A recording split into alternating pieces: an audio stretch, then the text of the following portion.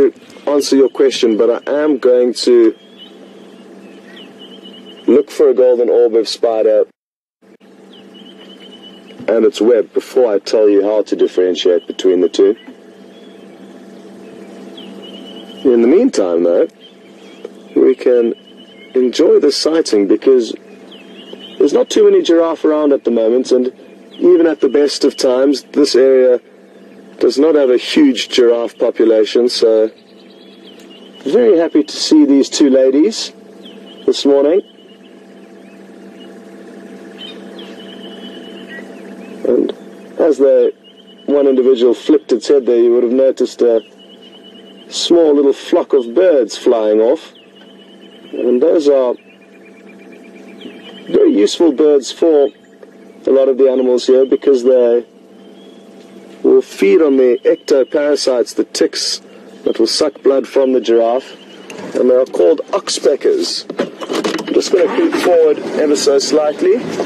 Looks like the giraffe are feeding towards us, so we get in for a treat here.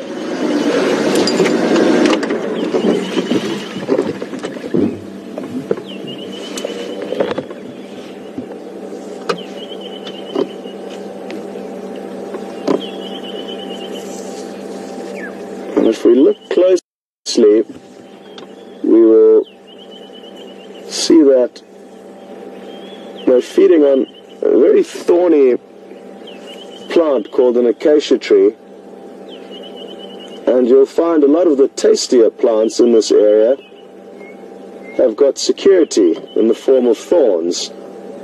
So this doesn't stop the giraffe, but it may slow them down a little bit. This is absolutely beautiful with the mist in the background. I'm just going to establish, okay, it looks like I know where we can head now for our next angle.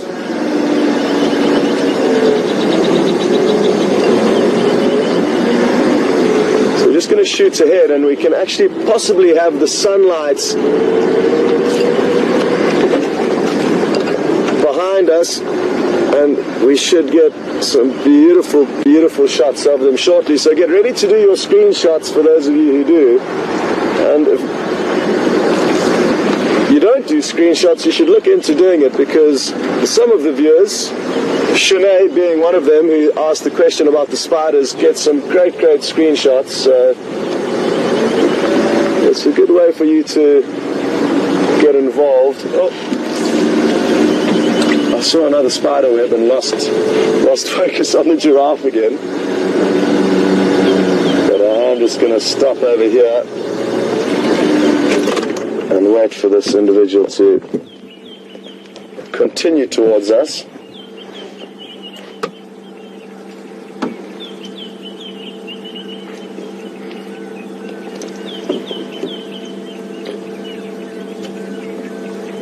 You may be wondering how I established that they are both ladies, and with the silhouettes of the head and the horns now, or horn-like structures rather, you will notice that they are quite thin, and they also have hair on top of them. There's an oxpecker right in the middle at the moment, so it doesn't have 3 horns, it's just 2 and a bird in the middle. But a thin ossicone, that small horn-like structure. The next one's about to cross here, Andrew. Beautiful. So those small little horns are thinner on the females than on the males, and the males are also bald on top. And the animals are certainly giving us the runaround this morning, and Andrew's been maneuvering that camera in every which way in order to try and bring you the shots, but apologies for when they do disappear behind the bushes. It's not much we can do about it.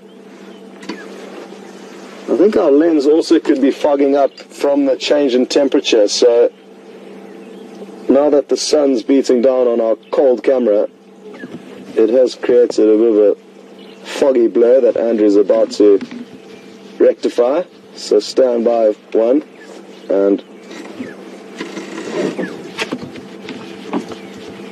this is a problem that I have yet to encounter, so an interesting morning we're having here.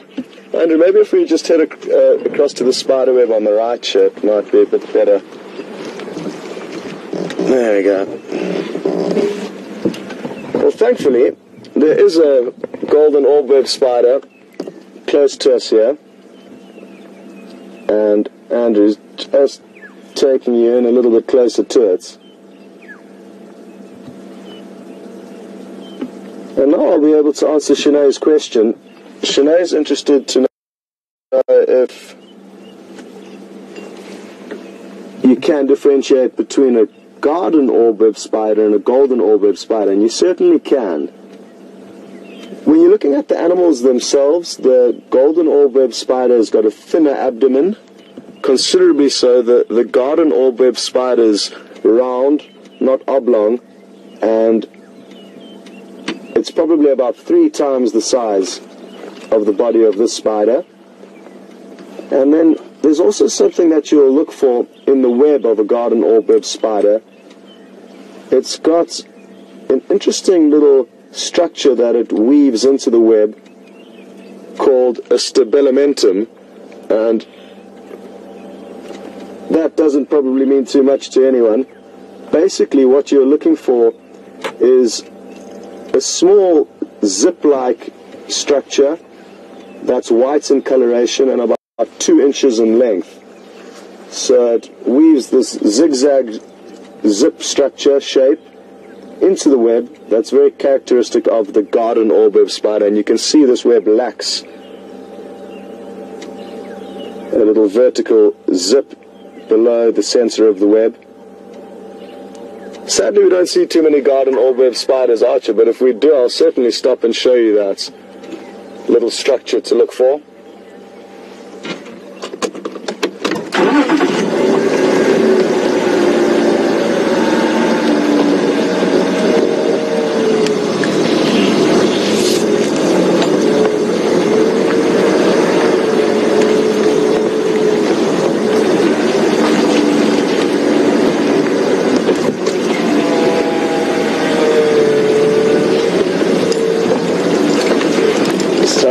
Try and get into a better position here for Andrew to be able to show you these giraffe.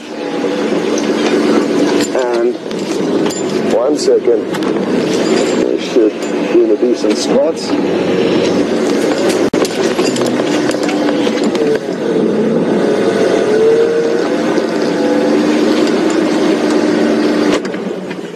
There we go.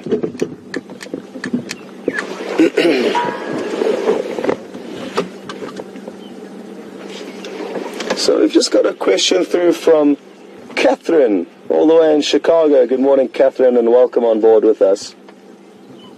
Catherine's interested to know whether the golden orb-web spider will rebuild that web every night or every day. And no, they don't. They simply maintain their web once it's built. You do get other spiders, like the bark spider, for example, that will build its web every evening as the sun goes down, and every morning as the sun comes up, it'll actually consume the web. It'll feed on it to not waste those precious resources. And once it's fed on it and taken its web down, essentially, it will relax during the day, hidden in the crack of a tree. And then come nightfall, it'll start building its web all again. So we've managed to see that once or twice on previous shows in the evening, the bark spiders building their webs, but it is a great building techniques.